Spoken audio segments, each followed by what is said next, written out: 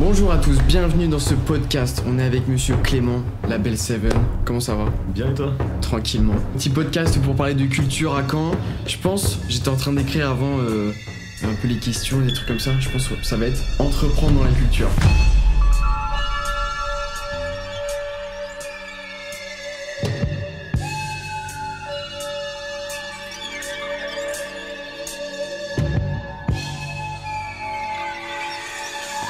Comment toi t'en es venu à entreprendre du coup dans la culture, à monter des événements C'est quoi ton parcours là-dedans? Eh bien ça part d'une blague en vrai. Ah ouais? Ouais, ça part d'une blague dans le sens où en fait de base j'étais pas du tout dans ce registre-là, enfin j'avais toujours touché un peu à la musique, des instruments ou autres, et en fait à côté de mes études j'étais barman. Et il se trouve qu'on sortait du Covid et il y avait cette restriction de concerts assis, fête de la musique, c'était incertain, il y avait un arrêt préfectoral et tout, c'était en 2021. Et à ce moment-là, en fait, je bossais dans un bar sur le port là. Et je me suis dit, c'est dommage et tout, c'est la fête de la musique, il n'y a rien qui est prévu. Du coup, j'étais avec un de mes potes là, Arthur Coug, et on s'est dit, vas-y, pourquoi pas, on a un gros entourage aussi d'artistes, de le CRNCKTA qu'on avait invité, Small Toons et d'autres rappeurs et tout. Et on s'est dit, mais en fait, c'est dommage que ce fait de la musique, il n'y a rien qui se passe. Et on s'est dit, vas-y, pour rigoler, on essaye de faire un truc. Et ouais, on a monté notre premier event comme ça s'est super bien passé, que des bons retours, tous nos potes sont venus et tout, on a blindé le bar. Soirée, DJ set? Ouais, il y avait DJ set, concert. Alors il y avait Small Toons qui faisait une perform, DJ set et concert. Et le CRNCKTA qui est venu aussi. Et après, c'était DJ set en grande partie, avec aussi une petite partie open mic. Notre première.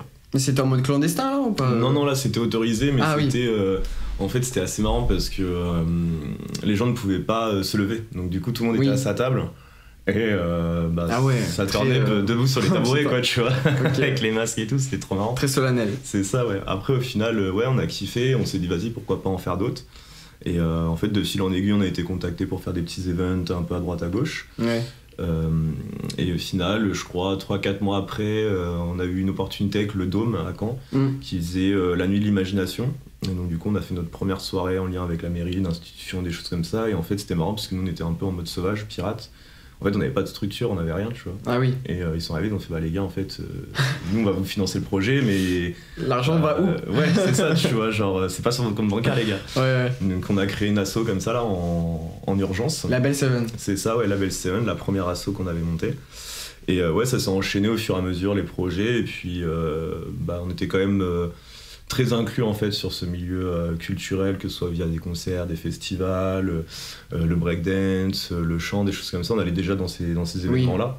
Donc on avait déjà un pied à terre en fait avec ce milieu-là. Un terrain que vous connaissiez bien quoi. Ouais, c'est ça, on n'était pas inconnus, on était assez familiarisés avec tout ça quoi. Ouais. Donc ça nous a permis de développer au fur et à mesure et puis en fait, moi de mon côté, je me suis dit pourquoi pas en fait reprendre des cours pour ça.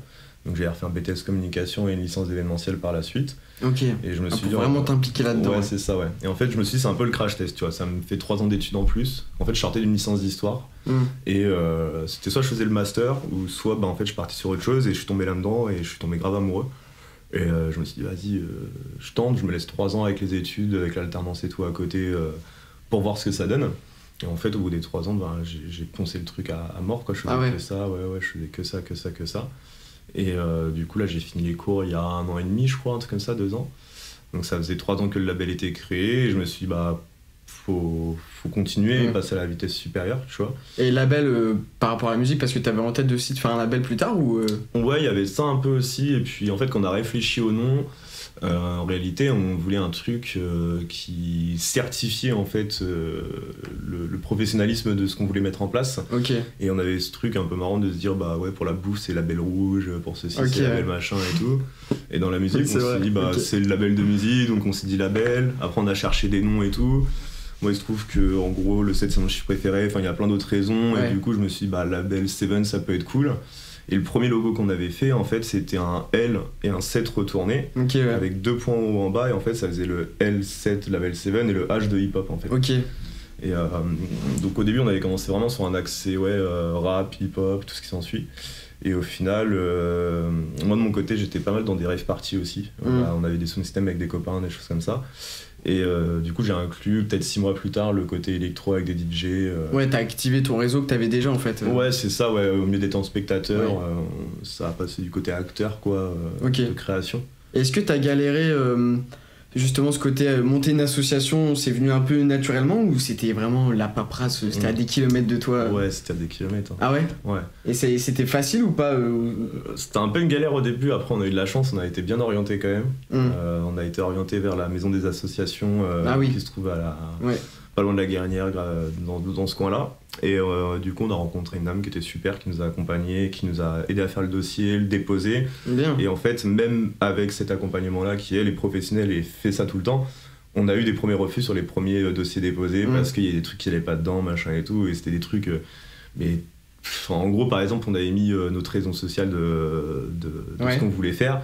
Et vu que le champ était vraiment très très élargi, on avait mis etc. 3 petits points. Ah oui, Et ils nous ont c'est fait un pas retour en possible. mode les gars, il n'y a pas de etc. 3 petits points, quoi, tu vois. Ouais, je capte. Et c'est des trucs bêtes auxquels on ne pense pas en fait. Et Bah, ils aiment la clarté, la précision. c'est ça, ouais. Hum. Donc, ouais, non, c'est les premiers contacts avec l'administratif qui étaient assez drôles et. Ouais, c'est un acheminement en fait. C'est là où tu te dis, Ouais. bon, en fait, faut aller chercher l'information parce que l'information elle vient pas du tout à toi. Même si en soi, après, tu peux faire ce que tu veux avec ton association. Oui, tout à c'est fait, rare ouais. qu'ils te limitent. Ouais, non, ce que tout tu à veux. fait, ouais, tu gardes des C'est champs clair que larges. le dossier, la présentation du truc, ça doit être. Ça doit être vraiment cadré, carré, quoi. ouais, c'est ça. Ouais. Tu vois, par exemple, sur ce truc de administratif, j'en parlais du coup avec Keval, avec d'autres gars, tout ça.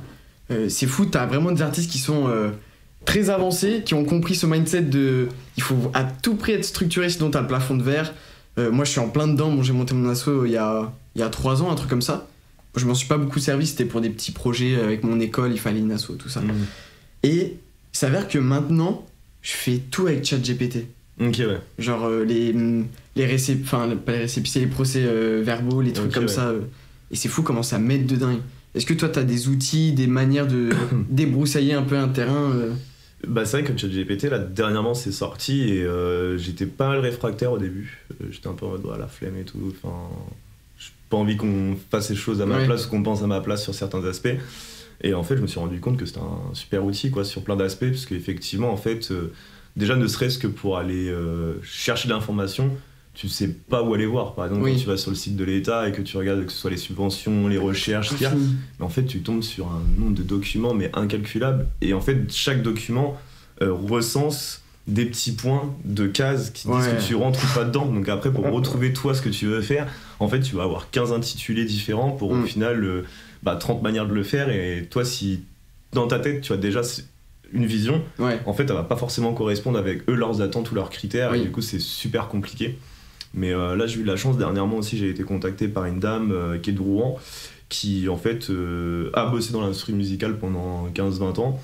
Et en fait, on en a eu marre de se dire, en fait, on produit des artistes qui sont foncièrement pas forcément bons, mais qui, parce qu'on a le réseau, parce qu'ils ont l'administratif, parce qu'ils ont des labels qui investissent de l'argent, qui boostent leurs projets, ne serait-ce que pour les diffusions de plateformes. Quand t'es un artiste, si t'as pas des diffusions sur les radios, si t'es pas dans des playlists sur Spotify, SoundCloud, des choses comme ça, en fait, tu décolles pas en termes de visibilité. Ouais. Et là, en fait, on avait un peu marre de ce truc de se dire, en fait, l'artiste, foncièrement, c'est pas non plus le meilleur artistiquement parlant, mais parce qu'il a un appui, il est développé. Ouais. Et donc, du coup, en fait, elle s'est complètement émancipée de ce système-là, de cette structure. Et là, elle vient de s'ouvrir à son compte et en gros, elle accompagne des structures comme la mienne à aller faire de la recherche de subventions, Ah oui. de cadrer en fait nos projets. Donc, Ouais. on prend des temps de discussion où en fait, je lui explique un projet en particulier, ce que ça englobe, ce que je veux faire avec, ma vision, là où je veux le pousser. Et après, elle en fait, elle va aller justement chercher toutes les subventions, les accompagnements, Oui. les trucs interrégionaux, enfin à plus grand sens. Ok. C'est plus son taf, elle s'y connaît plus, Oui. tu vois, genre c'est vraiment quelque chose de très spécifique au final. Et à part le truc de communication des artistes, t'en as beaucoup qui achètent des vues pour faire gonfler Ouais. et. Ouais, c'est courant en vrai. Ah ouais. Ouais, et en fait, au début, j'avais grave cette vision de. Oh la gueule, tu vois, genre un peu en mode pourquoi, tu vois, c'est fake. Alors qu'au final, en fait, il y a quand même une importance là-dedans, dans le sens où, par exemple, c'est tout bête, mais il y a des radios, ils vont te dire, ouais, si tu fais pas tant d'écoutes mensuelles par mois sur telle plateforme, on te diffuse pas. Bah ouais, mais c'est trop bête, des si ton chiffres, son en fait. c'est un banger, C'est ça le choix. Et du coup, en fait, il y en a, ils vont utiliser cette manière de booster leurs chiffres pour après accéder à d'autres paliers. qui là au final vont ramener des vraies stats et du référencement naturel qui est réel avec des personnes investies sur leur projet, quoi. Mais c'est fou, mais je le sens aussi, ne serait-ce que moi dans ma réception en tant que spectateur du truc.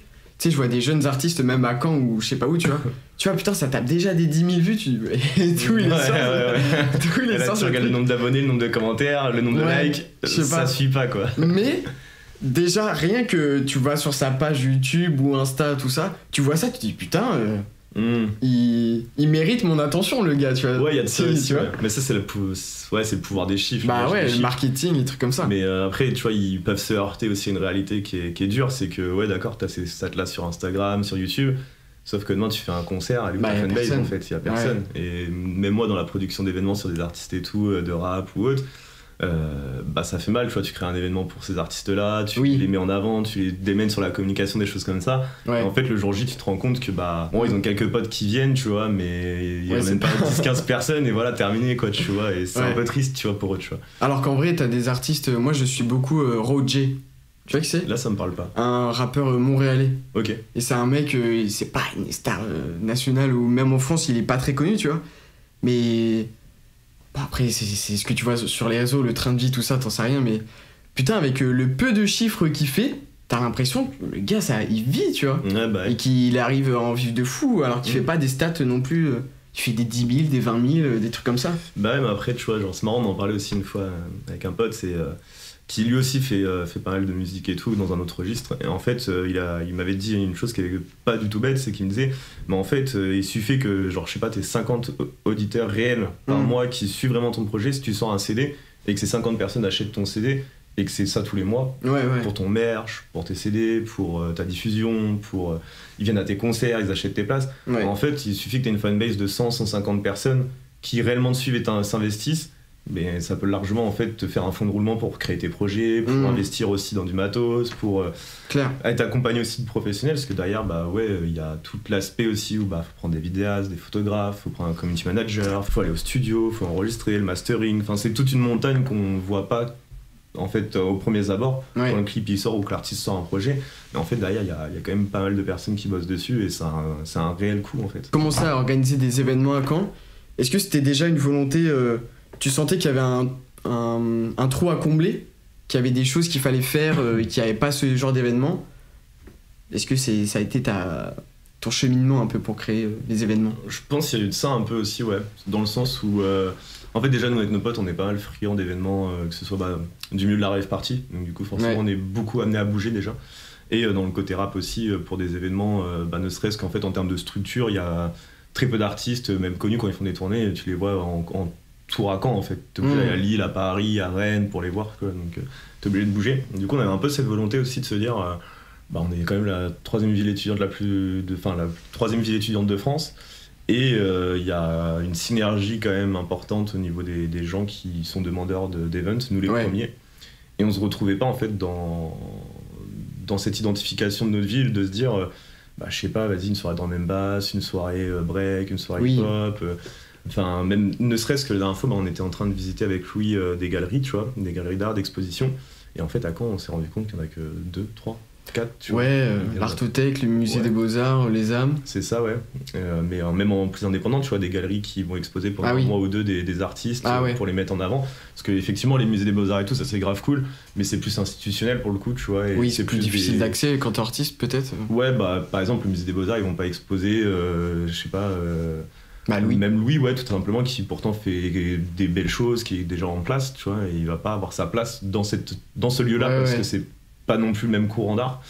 Mais c'est vrai que du coup, même ne serait-ce que par exemple les galeries d'art, en fait on se retrouve à être obligé d'aller à Paris ou des choses comme ça pour en fait kiffer des pop-up, des choses assez originales. Et puis ces artistes-là, c'est des artistes émergents qui ont leur courant, ont leurs pattes, et en fait ils ont pas de lieu d'expression même pour eux en fait, et ils arrivent pas à rencontrer leur public. Ça c'est aussi compliqué, je pense, pour un peintre ou un artiste, même dans la danse, où on se dit en fait il n'y a pas de lieu d'impulsion, un tiers-lieu, tu vois, quelque chose comme ça qui permet en fait de rencontrer son public, quoi, parce que il y a une présence sur les réseaux, des choses comme ça, mais ça s'arrête un peu à là, quoi. Donc, Après dans la peinture, peut-être lui il en parlera mieux, mais tu sais, j'ai l'impression en Normandie t'as l'image des peintres normands, tu vois. Donc je sais pas, tu vas à Honfleur, Cabourg, Deauville, tout ça, s'il y a des lieux d'exposition, vas-y, ça va être sur les peintures normandes classiques, ce que les gens ont envie de voir, c'est sûr. Aussi, ouais. Mais c'est fou, oui, c'est vrai que j'ai jamais pensé à ça, mais t'as un terroir de fou en Normandie pour la peinture, tout ça, mais c'est vrai que ça va être destiné aux grands classiques de la peinture. C'est ça. Peut-être pas des artistes émergents ou quoi, tu vois. Après, je pense aussi à un positionnement aussi de la ville, tu vois, qui peut être aussi politique, qui fait que c'est aussi un public et un électorat qui ont envie de voir ça, c'est le CSP+, qui sont des personnes aussi plus âgées, qui sont dans cette démarche de recherche d'art, je sais pas, d'aller au théâtre, aller voir un opéra, des choses comme ça, et du coup, vu que c'est peut-être aussi des personnes qui ont plus d'impact sur une vie de ville ou même budgétisation. Ouais, parce qu'ils dépensent, eux. C'est ça, tu vois. Donc je pense qu'il y a de ça aussi. Tu vois, la ville de Caen, on voit qu'elle est vachement axée aussi culture sport plus que artistique. Et que par exemple, là, vu qu'il y a eu les JO qui étaient pas loin, il y a eu aussi Elitas, tu vois, par exemple, qui a été refait depuis des années. Et en fait, la réalité des choses, c'est parce qu'il y a eu des athlètes qui sont venus s'entraîner à Caen pour les JO. Puis on a un maire très tourné sport. Ouais, carrément. Bah, nous, on le voit avec nos potes là, du SNT Crew, qui du coup ont une association, une ascension assez fulgurante et un appui de la ville. Parce que du coup c'est du sport, parce qu'il y a cette mise en avant du bon vivre, enfin on a une ville quand même qui met en avant ce truc de faut faire du sport pour bien se sentir, pour être bien, tout ce qui s'ensuit, ce qui est grave cool en vrai, parce que c'est pas dans toutes les villes comme ça. Tu vas à Rennes, à contrario justement, c'est une ville qui est beaucoup plus axée peut-être à gauche, et qui du coup artistiquement parlant met une place aussi plus en avant, ne serait-ce qu'au niveau des écoles. On voit que sur Caen il n'y a pas d'école d'audiovisuel, de graphisme réel, à part Brassard peut-être. Qui eux sont vraiment spécialisés dans le graphisme. Les âmes un peu, c'est encore autre chose. Les âmes c'est quand même assez expérimental. Tu vois, c'est vraiment très ouvert aussi sur le champ des possibles artistiques, alors qu'il y a une vraie formation claire de design et tout. Design graphique, il y a Brassard certes, mais c'est vrai que si tu veux faire de l'audiovisuel, par exemple du montage, de la vidéo, de la communication, en réalité sur Caen il n'y a pas d'école reconnue, il n'y a pas d'école qui te permet de le faire, tu es obligé de bouger dans d'autres villes. Après des trucs comme ça... Bon, peut-être c'est moi qui suis trop utopique, mais j'ai l'impression, putain, t'apprends tout sur internet, des tutos. Puis je pense encore plus qu'un mec comme toi ou comme Louis ou je sais pas quoi. On a tellement tout appris sur internet, nous, notre génération. Et des fois, je me posais la question, ça sert à quoi d'aller peut-être faire une formation de graphiste ou de monteur ou un truc comme ça, je sais pas. Je pense que ça apporte quand même, tu vois. Parce que c'est quand même des écoles, là je le vois avec Brassard par exemple, parce que c'est mes potes qui l'ont fait, c'est pas des profs, c'est des intervenants. Et c'est des personnes qui ont déjà eu une carrière, qui sont en place et qui transmettent eux leur expérience de terrain, leur expérience, leur vision, les petits tics aussi. Parce que je pense qu'il y a beaucoup de ça aussi dans notre milieu, c'est que t'es obligé de t'entourer de personnes qui sont déjà en place, qui sont plus âgées, parce qu'eux ils ont connu ces galères-là, ils ont connu ces délires d'administratif, ces portes fermées parce que t'es trop jeune, parce que tes projets sont pas assez aboutis. Et du coup, ils te permettent de te filer aussi des tips qui peuvent te faire gagner un temps quand même considérable. Oui, puis tu rencontres des pros, c'est toujours un avantage, quoi. Ouais, carrément. Il y a pas de ce truc-là aussi de pouvoir, tu vois, être acteur aussi de ces rencontres-là, de se dire, moi je vois dans l'événementiel, tu vois, il y a des programmateurs, par exemple Paul Langlois qui fait le Beauregard, qui est créateur de Beauregard, j'ai eu la chance de pouvoir le rencontrer, on s'est pris un rendez-vous, on a parlé pendant 2 heures ensemble dans son bureau. Mais c'est ouf quoi, tu vois, parce que tu te rends compte que il a eu des ratés aussi, il a eu des échecs, il a continué, il a mis longtemps avant de lancer son festival, il a eu rencontré des galères de fou quoi, tu vois, et au final c'est le fait de pas lâcher, d'avoir cette persévérance, et puis quand tu as quelqu'un qui se lance qui est nouveau, je pense qu'il y a ce truc de transmission qui est assez cool et qui est valorisant aussi en fait. Surtout en Normandie, j'ai l'impression. On aime bien ce truc normand cané, j'ai l'impression, non ? Ouais, je pense que c'est comme les Bretons, on est fiers d'être normand. C'est notre drapeau, tu vois. Genre, je pense que c'est assez marqué, mais c'est marrant parce qu'en plus, Louis qui a pas mal bougé notamment, il disait qu'il était surpris qu'à chaque fois qu'il se retrouvait dans des lieux, même des pays différents, il tombait toujours sur des Normands ou des Bretons quoi. Il y avait toujours un Normand ou un Breton pas loin, tu vois, mais dans tous les secteurs artistiques, on a vraiment une impulsion nous sur notre territoire qui est phénoménale. Tu vois, sur Caen, on a des graphistes qui bossent pour Disney, pour Ubisoft, Manu d'ailleurs. On a Tiziu aussi qui est trop fort, tu vois. On a des mecs qui ont fait des références qu'on connaît, même des pubs qu'on connaît, tu vois. Et c'est des mecs qui viennent d'ici, tu vois. Et c'est une impulsion quand même qui est assez folle quoi. D'un point de vue même musical, il y a des artistes qui sont de Caen ou qui sont pas loin.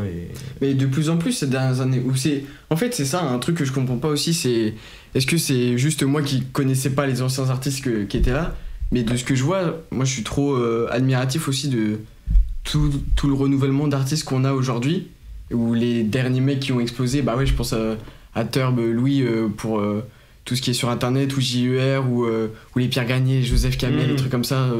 Et j'ai l'impression que t'en as plus ces dernières années, tu vois. Ouais. Je sais pas en fait. Bah, ils étaient déjà là. Bah, je sais qu'ils étaient déjà là. On les voit, enfin, pour le grand public, on le voyait pas. Enfin, ils les voyaient pas parce que bah, ça reste quand même de niche. Mais est-ce qu'il y avait autant de mecs qui ont explosé comme eux il y a 10 ans, à Caen, 15 ans, à parler Aurel Ouais, je sais pas en vrai. Bah voilà, c'est ça. Peut-être qu'on entend c'est pas juste parler, moi qui connais pas. Après, ouais, si c'est marrant comme question, mais j'ai l'impression que t'en as plus aujourd'hui. Il y en a peut-être qu'on n'entend pas parler, tu vois, parce que sur notre première fête de la musique, justement, il y a un pote, Yanis Mazri, en fait, qui est lui aussi manager d'artistes et tout. Ouais. Et il était en Angleterre pour ses études avec une fille, du coup, son nom d'artiste, c'est Amber Ford. Ouais. Et malheureusement, elle n'a pas pu venir pour diverses raisons. Mais en fait, tu vois, elle est de Caen. Elle est connue en Espagne, elle est connue au Portugal, elle est connue en Angleterre. Ah ouais. Elle a été accompagnée sur scène par le guitariste d'Ed Sheeran, elle a fait des scènes de fou, tu vois, à l'étranger. À Caen, on n'en a jamais entendu parler. Ah putain, et on le sait pas, tu vois. Et quand il me l'a dit, je fais attends quoi. Et j'ai regardé ses concerts et tout, j'étais en mode mais attends, mais elle retourne des salles de foot, tu vois. Je savais pas. Elle est connue à l'étranger, tu vois. Okay. Mais par exemple, je sais pas, même dans ces artistes-là, regarde quand on regarde Mika par exemple. Ouais. Mika, tu vois, genre en France, au début, il a été hué parce qu'en plus de ça, il était homosexuel, il était différent, il faisait de la pop, machin, un peu funk. On l'a renié, il est parti à l'étranger, la plupart de ses hits, ils sont en anglais, quoi, tu vois. Oui, c'est vrai. Et il a explosé à l'étranger. Et on a dit, ah, mais en fait, il est français, tu vois. Ouais. Ah, il est de chez nous, machin. Oui, nous, on a un truc à retardement. Ouais, de fou. C'est après, on se dit, putain, lui, il est avec nous, quoi. Mais tu sais que truc de fou, anecdote de fou, là, en plus, bah, c'était Beauregard ce week-end. Ouais. Et tu vois, Beauregard, je le fais depuis que je suis gamin, tu vois, parce que c'est le festival d'ici qui était à côté de chez nous. Et en fait, c'est la première fois de ma vie que je vois un artiste se faire autant huer sur scène, tu vois. Mais non. Et en fait, Mika, il passait, il y avait eu un petit retard au niveau de la line-up, et juste après lui, il y avait le Peuple de l'Herbe qui passait, qui était déjà bien en place, et il jouait justement sur la grande scène, et il lui restait, je crois, 10-15 minutes de show. Tout le monde l'a hué pour qu'il se casse, pour que le concert commence, parce que tu sais, à Beauregard, il y a une scène après l'autre, tu vois. Tant que l'artiste n'a pas fini, celle d'après ne commence pas. Et j'étais en mode, ah ouais, c'est dur. Ah ouais, c'est dur. Imagine, t'es sur scène, t'es en train de prestat, t'es en train de faire ton show, tu délivres et tout, tu montes ton art. Ouais. Et là, t'as une foule de, je sais pas, 15 000 personnes qui sont en train de tuer, t'es là, tu fais waouh. Et au final, 2 ans plus tard, il a explosé et il a été super bien accueilli sur sa tournée en France, tu vois. Ouais. Mais oui, donc t'as un truc à retardement un peu chez les artistes. Mais je le vois ça aussi en soi. Je sais pas, j'allais dire peut-être dans la danse, mais c'est un truc qui est commun à plein d'artistes en France. Puis j'ai l'impression que t'as aussi ce truc, une fois que t'as posé un cadre, comment dire, par exemple, je sais pas, Booba, dès qu'il y a eu des articles décrits sur lui, des trucs où on appelait la métagore, son écriture elle est vraiment complexe en fait. Dès que t'as des faux intellectuels un peu qui ont commencé à intellectualiser les pratiques de certains artistes, là les gens ils se disent waouh. En fait, c'est ouf. Orelsan, le truc de. En fait, il dépeint la société, son écriture sociologique et tout. Ouais. Là, les gens ils ont fait. Waouh, en fait, oui. C'est vrai qu'il est trop, tu vois. Alors que le gars, ça faisait. longtemps qu'il écrit comme ça ou quoi. Bah, ouais, de ouf. Mais je pense que c'est beaucoup ça. De validation, en fait, des pairs pour pouvoir monter. Je vois que, notamment, par exemple, c'est bête, hein, mais. Tu vois, par exemple, pour les Jeux Olympiques, une des personnes qui a bossé sur la scénographie, sur l'événementiel et tout, je me rappelle plus de son nom, désolé, mais il a fait un passage à Caen, sur l'université de Caen. Il a bossé sur des projets de ouf avant les Jeux Olympiques. Caen l'a jamais mis en avant, on n'en a jamais entendu parler. Et là, parce que le mec a bossé sur les Jeux Olympiques, la ville de Caen, ils en ont parlé, ils ont dit mais là, regardez, on a un Canet qui a fait ça, machin. Enfin, le mec, tu vois, ça fait plus de 15 ans qu'il est dans le milieu, qu'il bosse comme un ouf, et il a pas été valorisé. Et là, soi-disant, parce qu'il y a un truc qui se démarque plus, bon, c'est pareil non plus, très grand public, quoi. C'est les Jeux Olympiques, quoi. Mais là, on lui donne de l'attention, on lui met de la lumière sur lui, quoi. Et donc, du coup, je trouve ça un peu dur aussi de se dire que ouais, tu te démènes, tu fais des choses et tout, que ce soit dans ta ville ou autre part, et en fait, on te donne pas la lumière que tu voudrais avoir dessus. Ouais. Et au final, il faut attendre que tu partes pour faire des trucs autre part qui commencent à exploser, qui sont vus, pour attirer l'attention et se dire ah putain, regardez, on a ce mec là en fait qui est de chez nous, machin. Ouais. Et je pense qu'il y a ce truc un peu fierté aussi de ah, regardez, il est de chez nous, on a ça comme emblème en plus. Oui. Et peut-être j'allais dire c'est peut-être que la ville veut garder une image aussi assez lisse, tu veux pas avoir des artistes trop problématiques. Donc c'est pour ça que les gens ils veulent un truc très grand public. Je me dis, tu vois. Ouais, mainstream, ouais, c'est sûr, il y a de ça aussi. Hein. Et je pensais aussi à cet exemple-là, j'ai l'impression, ça se trouve, c'est moi, je me fais des idées. Aussi, quand Gims, il commençait à chanter, tu sais, de l'opéra sur les plateaux télé, là, les gens, ils ont fait « Waouh, mais en fait, il a une voix !» Ouais, tout à fait, ouais, il y a ce truc Des aussi. trucs comme ça. Faut démocratiser ton art pour plaire au plus grand nombre, au plus grand public, pour après t'insérer, toi, dans ce que tu fais plus niche, quoi. Par rapport à Caen, aujourd'hui, t'es content un peu de toutes les soirées qu'il peut y avoir à Caen? Tu trouves qu'il y a encore du taf beaucoup à faire, ou on est arrivé à un niveau où il y en a pour tout le monde? Je pense qu'il y en a un peu pour tout le monde, mais ça reste de niche. Ça veut dire qu'il y a quand même une certaine...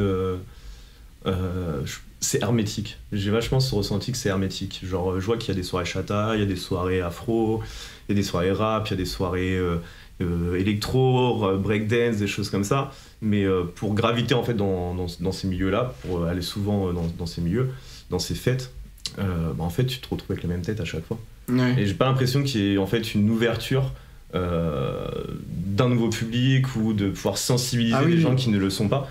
Et en fait, j'ai l'impression que ça tourne, que c'est vraiment hermétique, que ça tourne tout le temps dans les mêmes milieux, avec les mêmes gens, et que en fait, on n'arrive pas à ouvrir en fait au grand public ce qu'on fait. Je crois que c'est assez compliqué. Après, c'est peut-être aussi cet aspect que ça reste dans de la diffusion de soirée. Donc je pense qu'il y a aussi ça qui joue, qui fait qu'il y a des gens en fait ils ont pas envie de sortir, ils vont pas en boîte de nuit, ils vont pas dans des lieux festifs, ils boivent pas d'alcool, enfin il y a tout un tas de raisons. Et je pense qu'il faut peut-être aussi réussir à recentraliser ces événements ou ces cultures en fait sur des après-midi, avec de l'initiation, avec de l'ouverture au public, des choses comme ça, ce qui permettrait peut-être justement d'aller chercher un nouveau public qui n'est pas sensibilisé à ce qu'on fait, peu importe le milieu. Mais je trouve que c'est quand même assez hermétique à Caen sur plein d'aspects d'art en fait, tu vois.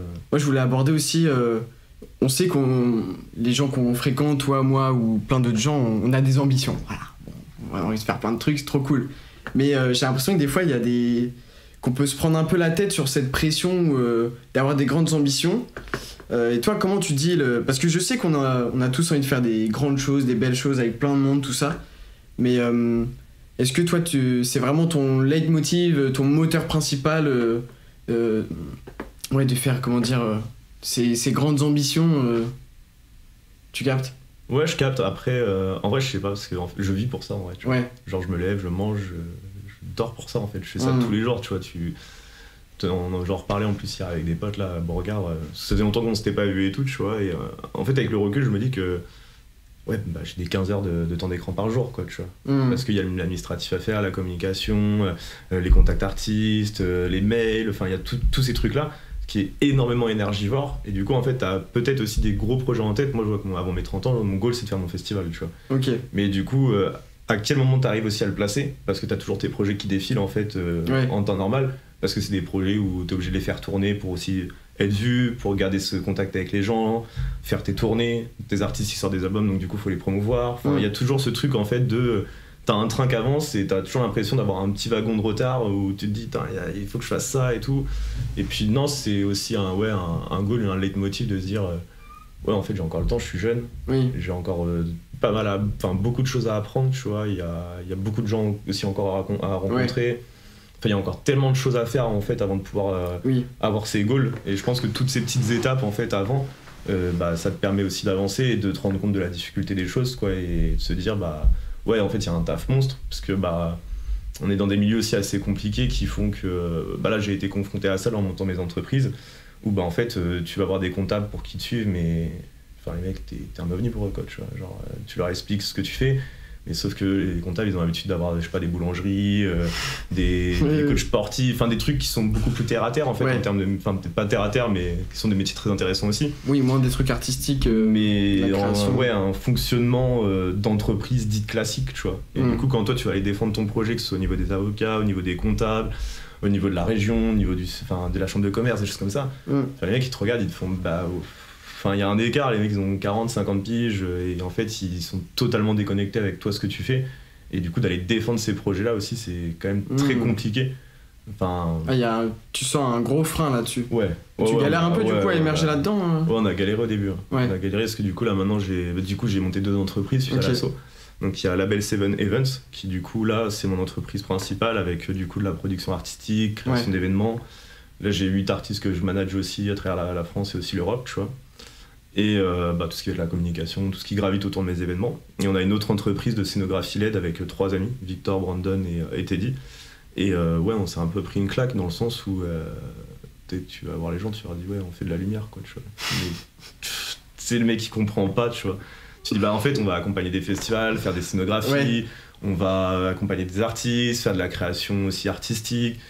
Mais qu'est-ce que tu me racontes, tu vois. Pourtant sur le papier c'est pas si dur à capter quand même. Sur le papier ouais, mais tu vois par exemple là en France nous on voit que sur la scénographie on est quand même en retard pour avoir pas de pays, que ce soit au niveau de législation, des choses comme ça. Tu vois par exemple ce qui va être pyrotechnique, tout ce qui va être show un peu hors norme. Ouais, on voit pas trop.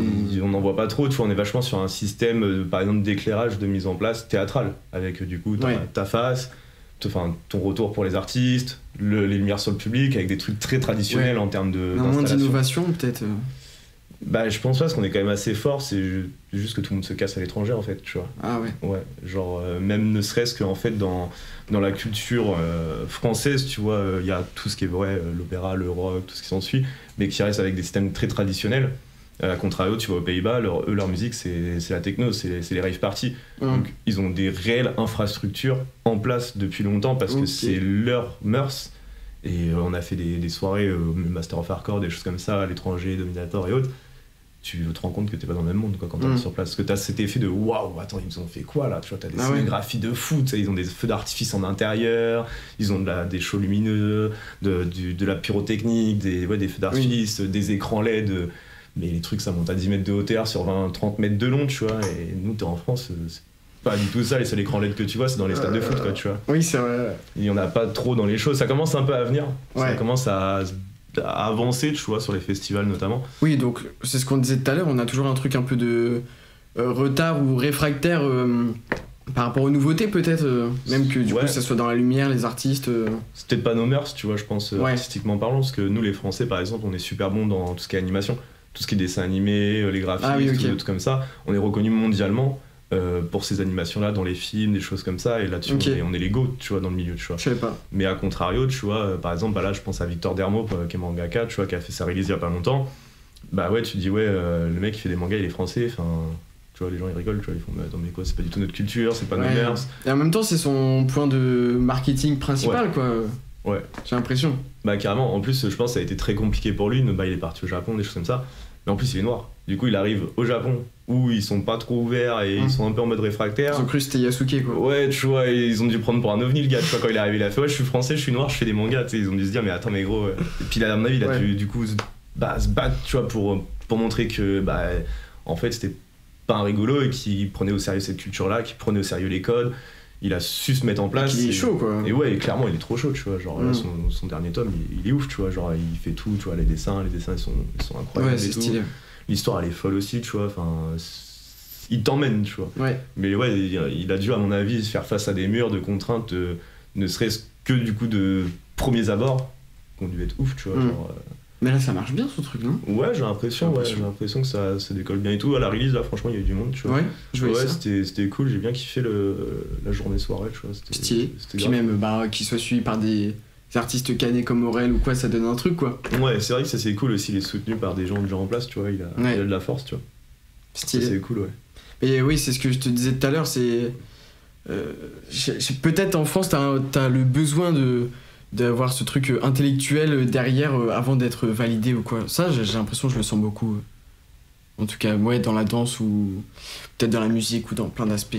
Ouais, c'est le côté institutionnel, je pense, qui fait ça. Tu vois. Comme on parlait de l'administratif tout à l'heure, de se dire faut qu'on remplisse des cases pour faire un projet. Alors que le projet, il est pas fait pour remplir des cases, il est fait justement pour sortir de ces cases-là, s'émanciper au fait de ces mœurs-là et de se dire, en fait, on a une liberté artistique et d'expression.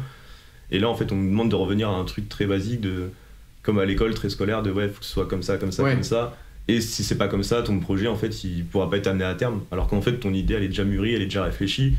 Et en fait, t'es obligé de recontextualiser ton idée par rapport à des cases, que ça rentre dedans, pour après le promouvoir au niveau d'institution, au niveau de lieux, de diffusion, des choses comme ça, quoi. C'est quoi tes futurs projets un peu pour quand Enfin, pour quand, comme si t'étais le maire de quand.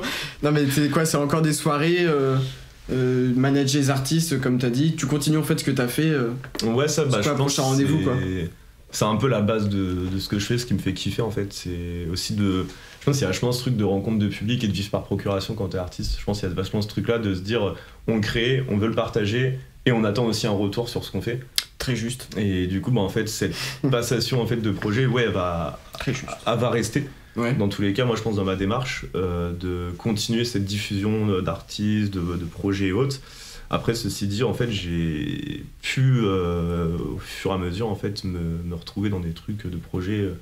Enfin, j'aurais jamais pensé. En fait, là, j'ai un film qui est en cours, tu vois, qu'on a tourné au Beaux-Arts. En fait, c'est une sorte de, enfin, c'est un grunt, en fait, un format grunt qu'on a fait avec les rappeurs de Caen au Beaux-Arts.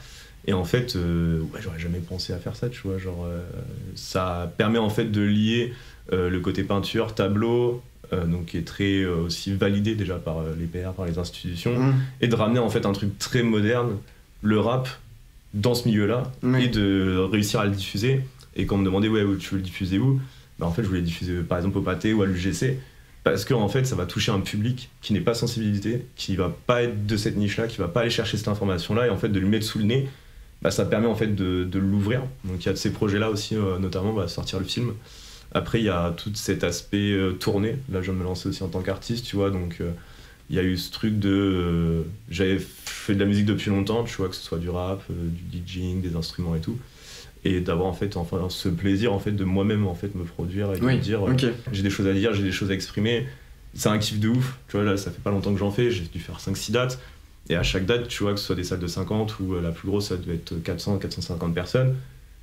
T'as une énergie de ouf en fait, tu vois, que les gens te retransmettent, et puis ne serait-ce que quand tu finis ta presta, les gens viennent te voir et disent oh, c'est trop cool ce que t'as fait, enfin, on a envie de te revoir et de te suivre sur les réseaux. Trop cool ça. T'es là, tu fais ouais, en fait c'est notre dimension qui est ouf d'aboutissement de tes projets. Donc je pense qu'il y a ce truc de production, et puis après il y a ce truc aussi bah ouais, de monter mon festival, d'essayer aussi tout ce qui va être beaucoup plus terre à terre, mais enfin terre à terre je sais pas, mais dans la transmission. Tu vois, j'ai déjà eu des alternants, des stagiaires, et j'ai déjà eu l'occasion de donner des cours aussi.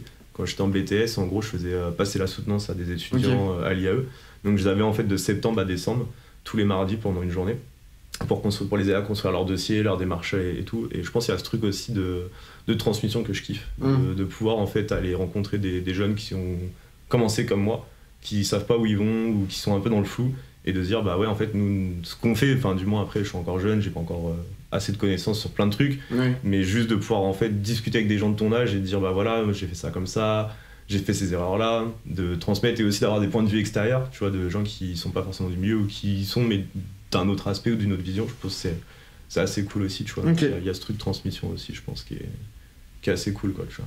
Bah gars, trop bien. On a fait quoi, 40 minutes. Merci à tous d'avoir écouté, on se retrouve bientôt pour une nouvelle vidéo, et à bientôt. Salut.